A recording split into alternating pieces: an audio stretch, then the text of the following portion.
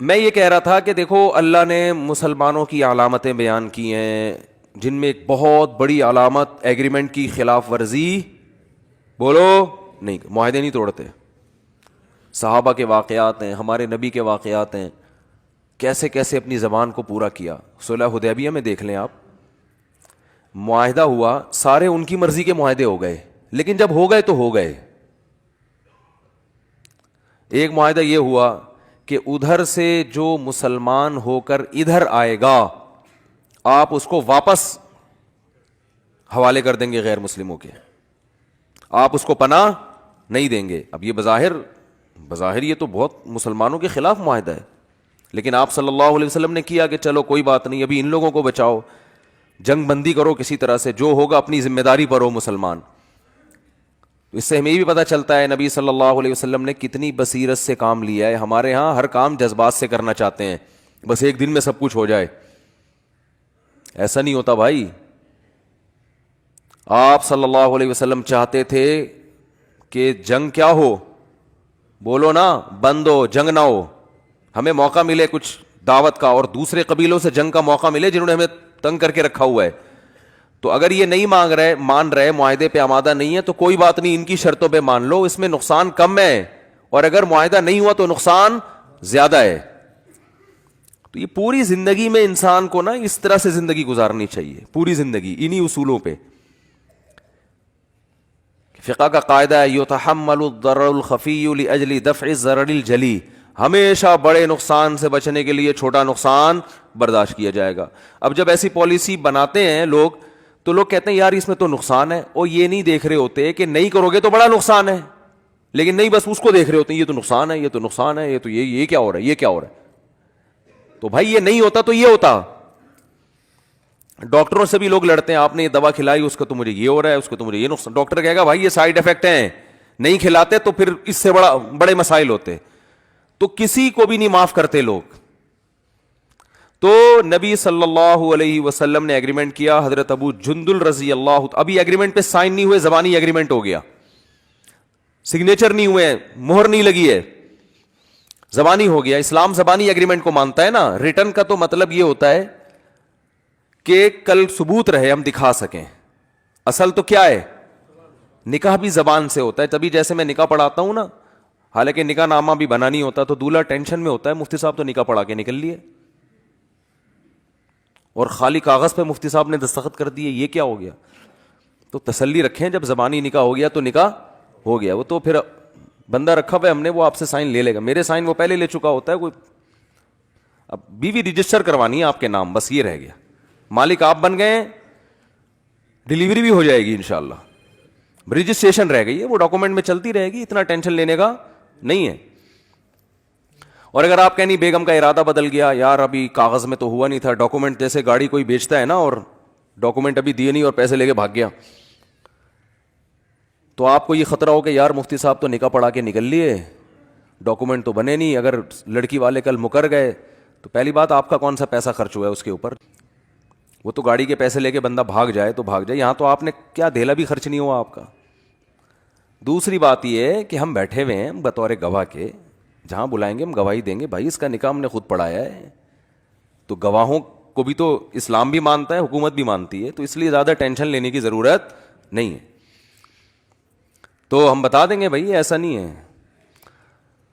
ممکن ہے آپ کہیں کہ وہ مفتیوں کے فتوے کو نہیں مانتے، تو جو مفتیوں کے فتوے کو نہیں مانتا نا، وہ ڈاکومنٹ لے کے بھی اس کا کوئی فائدہ نہیں ہے. وہ اگر بیوی آپ کے نام بھی ہو جائے گی تو کسی کام کی نہیں ہے. عدالت میں جب جائے وہ کینسل کروا سکتی ہے. وہ عدالت نے ماشاءاللہ حرام خوری کے جو دروازے کھول دیے ہیں نا، جنرل مشرف کے کہنے پر، عدالت کا شاید قصور نہیں ہے، جنرل مشرف نے گن پوائنٹ پہ یہ قانون بنایا ہے، تو عدالت تو پابند ہوتی ہے. لیکن ماشاءاللہ جو زنا کے اڈے کھل گئے ہیں ہماری عدالتوں میں، کوئی بھی عورت جائے، بیوی جائے، بولے مجھے نہیں رہنا میاں کے ساتھ، عدالت کہتی ہے یہ لو خلا کی ڈگری، جاؤ، تمہیں جو معشوق تمہارا جو عاشق ہے جاؤ اس سے جا کے شادی کرو. شوہر میں کوئی بھی خرابی نہ ہو، کچھ بھی نہ ہو، یہ چل رہا ہے.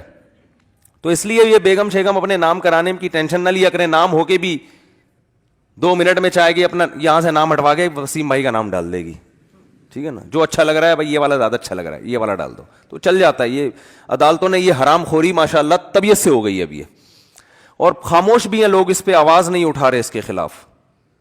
پتہ نہیں کیا ہو گیا, میں حیران ہوں. تو خیر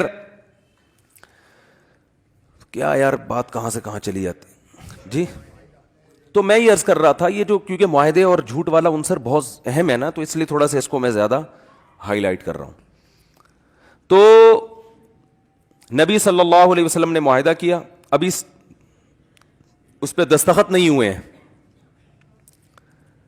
تو آپ صلی اللہ علیہ وسلم نے, حضرت ابو جندل مسلمان ہو کر آ گئے اس دوران, بڑی وہاں مشقت گزاری انہوں نے اور فرار ہوئے وہاں سے کہ اب میں آ رہا ہوں مدینہ, مسلمان پناہ دیں گے. ادھر آئے ہیں, ادھر مشرکین نے کہا ان کو ہمارے حوالے کر دو, ان کو ہمارے حوالے کرو. کس قدر صحابہ پہ قیامت گزری ہوگی. غیرت مند آدمی کے لیے ایسا کرنا بڑا مشکل ہوتا ہے کہ اپنا آدمی آیا ہو اور آپ ان کے حوالے کر دیں, وہ تو اور ظلم کریں گے. یہ آزمائش مسلمانوں کی بھی تھی اور حضرت ابو جندل کی بھی تھی کہ اپنے ہاتھوں سے کسی کو حوالے کیا جائے یا منع کر دیا جائے یہاں مت آؤ, اور وہ پھر بھی دین پر قائم رہے. تو انہوں نے کہا یا رسول اللہ آپ مجھے ان کے حوالے کرتے ہیں, لیکن آپ صلی اللہ علیہ وسلم خاموش. بھائی ایگریمنٹ ہو چکا ہے. کیسا مسلمان زبان کا پکا ہوتا ہے کہ نہیں ہوتا, اور آج ایگریمنٹ کرتے ہیں اگلے کو بیوقوف بنانے کے لیے کہ ابھی تو معاہدہ کر رہے ہیں تاکہ اس سے پیسہ تو نکالیں کسی طریقے سے, ویسے دے نہیں رہا یہ شرافت سے, اور پہلے سے نیت ہوتی ہے کہ یہ ڈاکومنٹ اپنے فائدے کے لیے بنا رہے ہیں, اس کے ساتھ اس کو دھوکہ دینے کے لیے بنا رہے ہیں. مجھے آپ ایک بات بتاؤ, حضرت ابو جندل تو مسلمان تھے اور ان کا ایمان اس لیول پہ تھا جس کا میں اور آپ تصور نہیں کر سکتے. نبی کی زیارت ہوئی ہو اور مکہ میں جہاں کوئی مفاد ہی نہ ہو اسلام قبول کرنے میں, اپنا گھر چھوڑنا پڑ رہا ہے, اپنا وطن چھوڑنا پڑ رہا ہے, اپنا خاندان, تو ان کی ایمان میں کوئی شک کر سکتا ہے؟ لیکن آپ صلی اللہ علیہ وسلم نے زبان اور معاہدے کی پابندی کی وجہ سے ان تمام باتوں کو نظر انداز کر دیا. تو ہم معاہدہ توڑتے ہیں پیسے کھانے کے لیے, دوسرے کو نقصان پہنچانے کے لیے.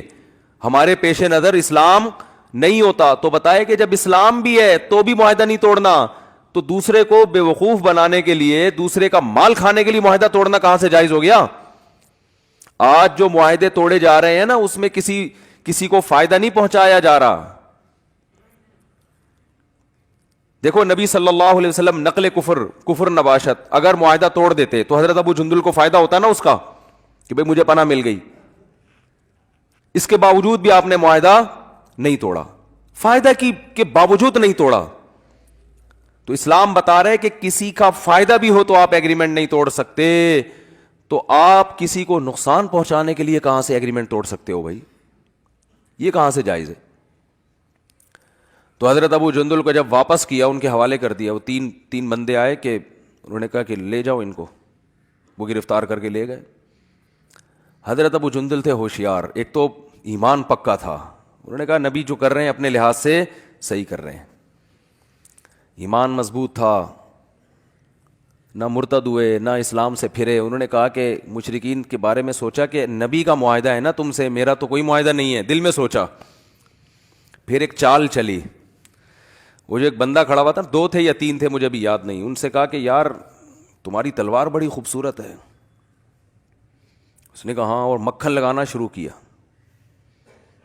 یہ مکھن اچھا والا مکھن تھا, یہ کوئی غلط سینس میں نہ لے کے جائیں اس کو. جو آدمی غلط ہوتا ہے نا وہ اپنی تعریف سے چوڑا ہو جاتا ہے. کہا ایسی خوبصورت تلوار یار, یہ وہ, اس نے پکڑا دی, وہ زبردست, چیک کر کے دیکھو. جیسے ہی آئی ہے ہاتھ میں, انہوں نے کہا کہ بھائی میرا تمہارا کوئی معاہدہ نہیں ہے, اسی کی گردن اڑا دی انہوں نے. دوسرا بھاگ گیا یا اس کو بھی مار دیا. اس کے بعد یہ ساحل سمندر پہ چلے گئے نا, ساحل سمندر پہ, وہاں جا کے قرار ڈالا کہ جو نہ مدینہ کی حدود میں اور نہ مکہ کی حدود میں. تو جو بھی مسلمان ہو کے آتا نا, جو مسلمان ہوتا, ان کو پتا تھا نبی تو پناہ دیں گے نہیں, تو وہ سارے ادھر ہی چلے جاتے. ادھر پورا لشکر تیار ہو گیا اور انہوں نے لڑنا شروع کر دیا قافلوں کے ساتھ کہ بھئی ہمارا تمہارا کوئی ایگریمنٹ نہیں ہے, نبی کا ہے نا, نبی کا, ہمارا تھوڑی کوئی, ہم تو نبی کی کسٹڈی میں گئے نہیں ہیں. تو جب لڑنا شروع کیا تو مشرکین اتنے تنگ آ گئے, انہوں نے معاہدہ ہی ختم کروا دیا خود بخود ہی. تو انسان جب زبان کا پکا ہوتا ہے نا, وقتی نقصان ہوتا ہے, نتیجے کے لحاظ سے اس کو فائدہ ہوتا ہے, اور جو جھوٹ بولتا ہے, دو نمبری کرتا ہے, اس کو اس وقت فائدہ ہوتا ہے, بعد میں اس کو بڑا نقصان ہوتا ہے. اور اللہ کی عادت ہے دو نمبر پکڑا جاتا ہے, یہ ایسی چیز ہے جو زیادہ عرصہ چلتی نہیں ہے.